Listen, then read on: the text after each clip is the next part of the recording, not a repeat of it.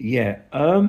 In my time in prison, Albany, Chelmsford prison. Yeah, I was with a guy called Togi Ludlow. There's a lot of things said about Togi. Let's forget about that and let's talk about this. Yeah.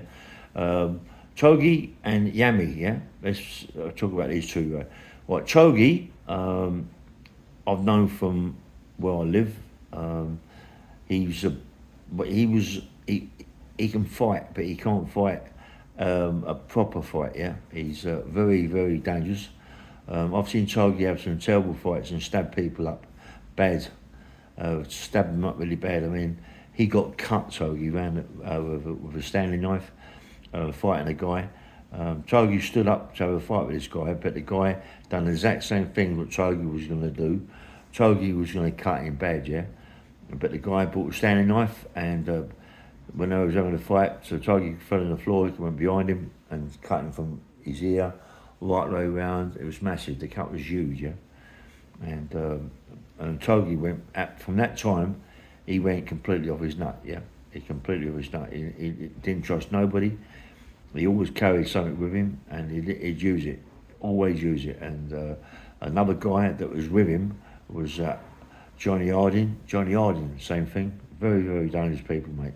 Always carry something. You can't fight them people. You can't fight them. You can fight them. You know, you get one punch in, knock them out, and walk away from it. But you can't walk away because you're going to come back another day, and they're going to cut you to pieces.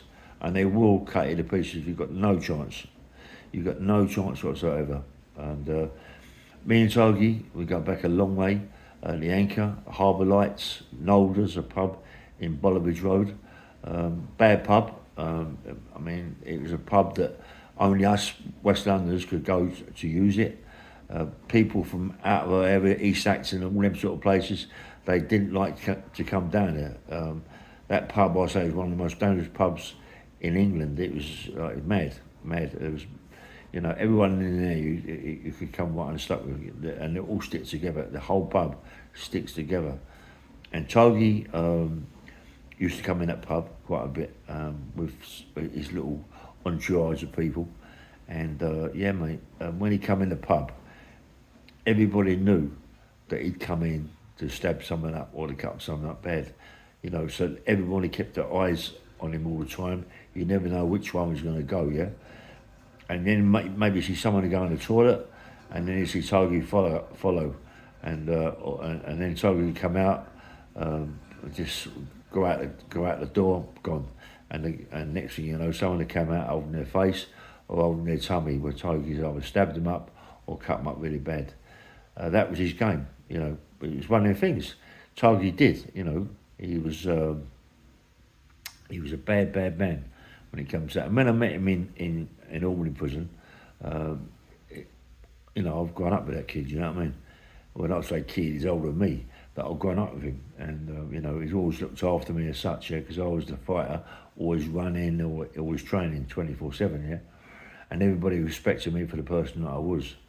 So when I got put in Albany, Togi looked after me, gave me everything I want. But, you know, when you see Togi going on the move and another guy called Dave Potter, they'd go on the move with a couple of other guys, and you knew that someone was going to get really hurt. Same thing as when he was outside. And he'd never, sometimes, if it was someone like who could really have a row, he'd go in there 2 or 3-handed. You know, Togi might come out like smashed to pieces, but he would get what he had to do, go in there and stab someone up. He'd get paid good money, you know. People would give him good money, anything he wanted to go and stab someone up so the person would leave the ring, you know. I didn't see many sex offenders in Albany as such like that, you know, what you know about. Obviously they slip them in. But now and again, because Togi knew a couple of screws in there, you know, that was good screws that would tell him certain people, yeah. And Togi would go in there and get looked after by the screws, even, you know what I mean, to go and plunge someone up, yeah. And he would do it. He was like that. And one of his greatest things that he used to do was put people in the bath. You know, birthdays, put one up, one facing down, one facing up. So, you know, whoever it was, it looks like he's going to drown. Do you know what I mean? But Togi would get him out after about 2 minutes. You know, but you can imagine person on top doesn't want to go to the bottom, and the person on the bottom wants to get up to the top. So it's a struggle, and after 2 minutes, the guy at the bottom could be completely unconscious, you know what I mean? So Togi sometimes used to take liberties like that. I've seen him plunge up this guy in the shower. He plunged him up really, really bad, Togi. He done him up with a stick, a broom handle. He snapped it and sharpened it up, and went into the recess, and the guy was in the shower, and he just pulled the curtain back and whoop, plunged the guy straight in the belly with his broom handle, yeah, and just, you can imagine, big piece of wood with a big spike on it, whoop, straight in, and and Togi was a bit of an handful, but a bad man, and then I got Yamy. I've heard lots of stories about Yamy when he was in the double A cats and all that, and even when he was in the scrubs with a friend of mine's son, Karen McGuire. Anyway, her boy was in there. He was doing lots of Birdman, that kid. He done about 26, 28 years in a mental institution as well. About 2 years ago, he got out, and he was Yamy's mate in the scrubs. Yamy must know and forget his name, but Yamy was a handful. Yamy, more of an handful in the double A cats and the A cats. He had more people around him that he could go into, but when you're in the scrubs and places like that, it isn't that easy. You don't get out that much to be able to do what you got to do, yeah. But when you're in before you go on a double A cat, B cat, C cat, you're out in the wings, So it's a lot easier rather than being in places like the scrubs or ones where you don't get out much. But even when you don't get out much, he'd still slip into people, Yamy, and do them up, nick their tobacco and nick their puff and all that. He was quite a bad bastard like that, Yamy. He was what I've been told, yeah.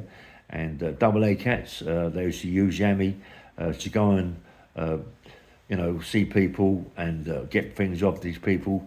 And if they didn't get them, Yamy would plunge them up. Yeah, Yamy was a bad man. But to put Yamy with Togi, I don't think Yamy maybe I don't. Yamy can have a fight. He can have a fight. Togi can have a fight as well, but not that good, yeah. And that's why he was so dangerous. Out of the two of them, personally myself, I think Togi is that little bit more dangerous than Yamy.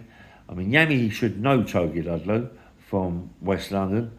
I mean, Yamy comes from West London, comes from Labatt Grove.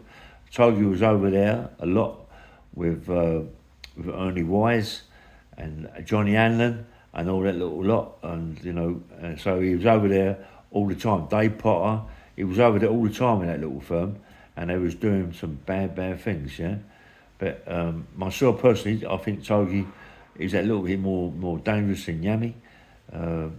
Yamy is dangerous as well. I mean, if he's on your case, he's on your case. And as I say, Yamy, you see pictures of Yamy when he was training, he was a lump, He was a powerful man that just fell off a bunk bed and it smashed him up, made him half the man that he was, And then he could become more dangerous because he wasn't as powerful that he was before. And he's always used a blade, Yamy, always used a blade. He's a bit of an handful like that. You can't upset him. He's a bit schizophrenic psychopath in a way. That is of the day, he's a schizophrenic psychopath. Yeah, he definitely. But Togi and Yamy, they're more or less the same in stamp. Yamy, what's Yamy? 5'9", 5'10", maybe, but maybe. Togi's about 5'10", yeah, 5'8", 5'10". Togi, very wiry, but when he walks around with that big scar in his face, he looks more of a thug than anything, really. He looks dangerous with that big scar, you know what I mean? And you all know who's giving him that scar. And I know what happened. and Togi went into one from that day. From that day, it became really, really dangerous. A lot of people say Togi's this and Togi's that, yeah? Say Togi's a supergrass and all that, but it's like everything. Like Bertie Smalls became a supergrass. Nothing happened to Bertie Smalls because Bertie Smalls was another dangerous man, and Bertie Smalls could have it on the cobbles. He could really, really fight on the cobbles. So who's left? They left him alone.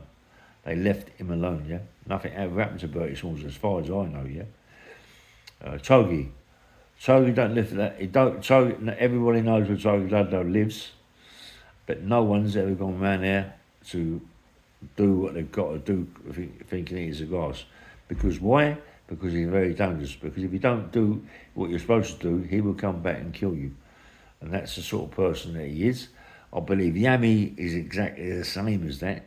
If you don't do Yamy at the first opportunity you've got to be looking over your shoulder 24/7. But I still think that Togi's that little bit more dangerous than Yamy. Anyway, bang bang bang, nice one. Give me your comments on it. People must know. There's a lot of people out who know Togi. I should think there's a lot of people who know Yamy. But try and give me comments on it. Nice one.